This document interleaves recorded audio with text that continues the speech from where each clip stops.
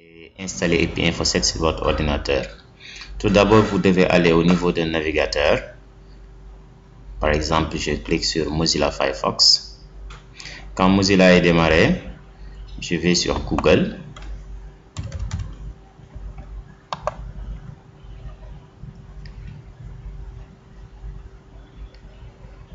Quand Google s'affiche, je tape EPI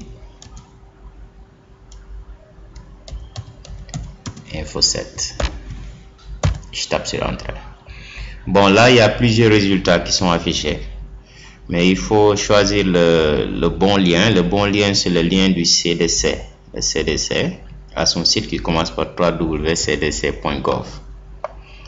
Quand je le vois ici, c'est l'organisme qui héberge officiellement EPI Info. Bon, il y a d'autres liens qui ne sont pas des liens officiels et je vous déconseille de les choisir. Bon, je clique sur ce lien, je vais directement vers le CDC. Et quand j'arrive sur le site du CDC, ici je vois Download. Je clique là-dessus. Quand je clique là-dessus, j'ai la page de téléchargement du logiciel.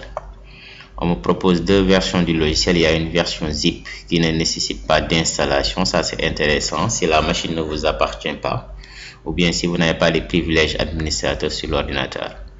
L'autre version, si vous avez votre machine personnelle, je vous conseille de l'utiliser. C'est la version exécutable, ce qu'on appelle la version installeur.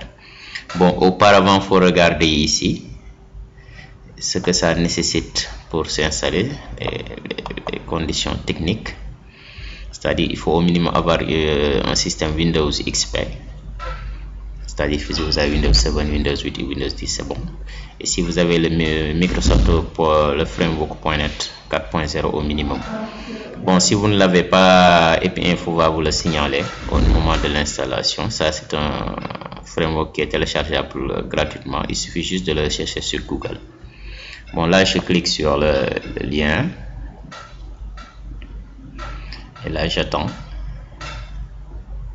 Voilà, on me propose ici le logiciel. Je clique juste sur enregistrer, je le télécharge. Là, le téléchargement n'est pas...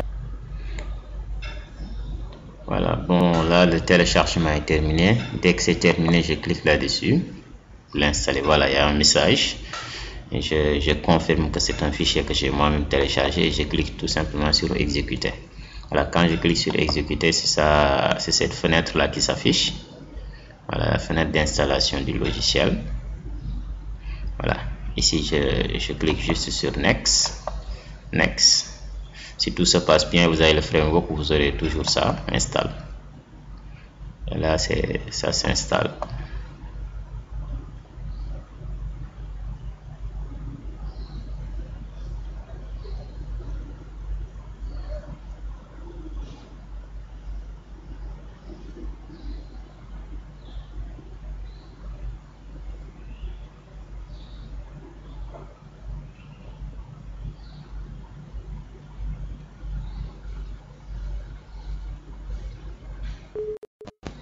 Voilà, j'ai un petit message de vérification Windows.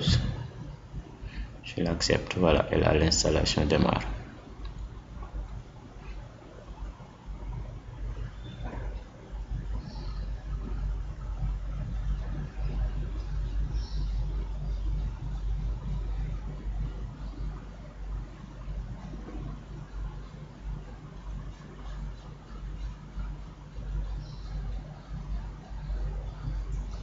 Voilà, là ça me dit que c'est terminé. Quand c'est terminé, voilà, j'ai l'icône d'EPI Info qui est là, qui figure au niveau de mon bureau. Pour démarrer EPI Info, il suffit juste de double-cliquer là-dessus. Et quand vous double-cliquez là-dessus,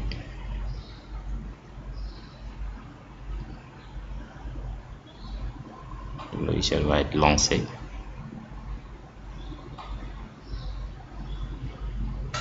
Bon, comme c'est un premier lancement, ça prend un peu de temps.